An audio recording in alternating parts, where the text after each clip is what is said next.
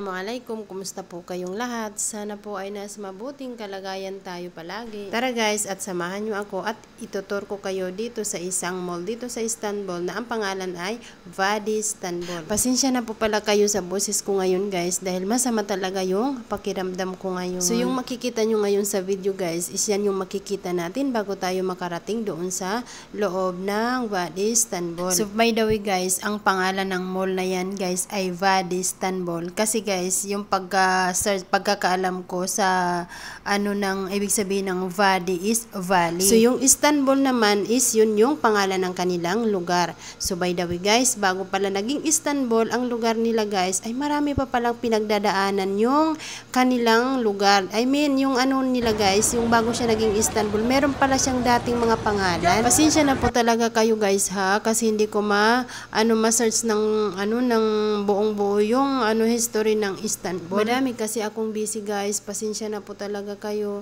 Pero kung gusto nyo pong malaman ang history ng Istanbul guys, pwede nyo naman siyang i-search sa Google. So nakailang balik na rin ako dyan guys dahil every time na nagbabakasyon kami kasama yung alaga naming matanda ay pumupunta talaga kami dito sa mall na ito. Makikita nyo ngayon sa video guys, ayan yung mga gusali na hindi pa natatapos. If ever nabibigyan pa ako ng Allah na makabalik dyan sa lugar na yan guys, siguro pagbalik namin, na yan, tapos na yung building na yan. Yung makikita nyo ngayon sa video guys, ayan yung makikita natin sa harapan at labas ng Vadi Istanbul. Dyan sa labas ng mall na yan guys, ay maraming makikita natin na yung coffee shops at mga restaurant. Marami ding mga hotels at apartment dyan sa labas ng mall na yan guys. Grabe talaga guys, at ang dami-daming mga turista na galing sa iba't ibang bansa ang pumupunta sa lugar na ito guys. At alhamdulillah guys, at blessed na blessed ako dahil nakarating ako sa bansa na ito dahil sa pinagkalooban ako ng mga mababait na mga amo. Alhamdulillah. Pero alam nyo ba guys kung ano yung nakakatawag pansin dyan sa lugar na yan, dyan sa na yan, sa mall dyan na yan. Sa labas ng mall na yan guys, grabe ang dami-daming mga punong kahoy. Hindi lang isa, dalawa, tatlo hanggang 10 punong kahoy dyan guys. Grabe kadami-dami talagang punong kahoy guys na nakapalibot dyan sa mall na yan guys.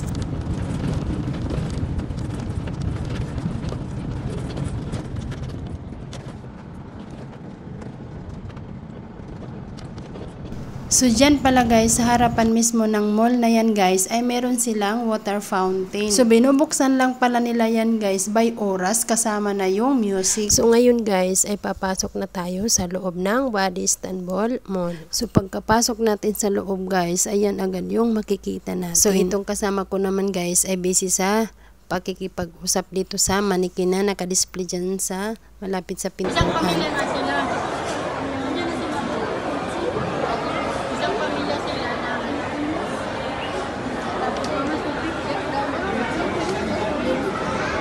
So dito pala guys ay naghahanap kami ng makainan namin ng tanghalian bago kami mag-ikot-ikot. So dito kami napadpad sa kainan na ito guys. Nabukod saan sa sarap ng mga pagkain nila, ang babait pa ng mga waiter.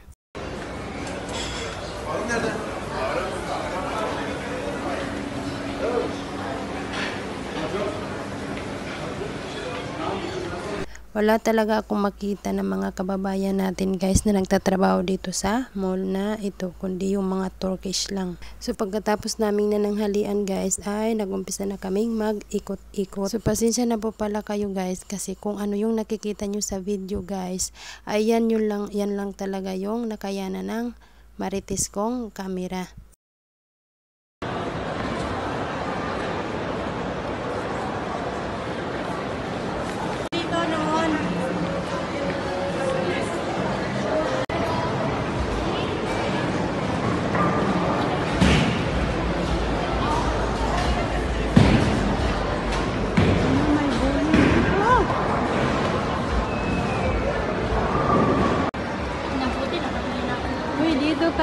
Dito ba tayo, Donis?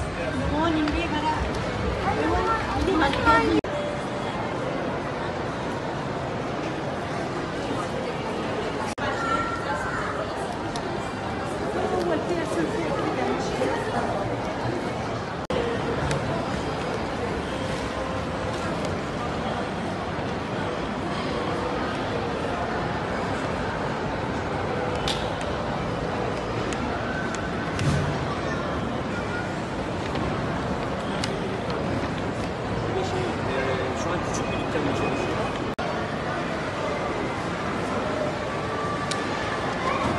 Bismillah, bismillah.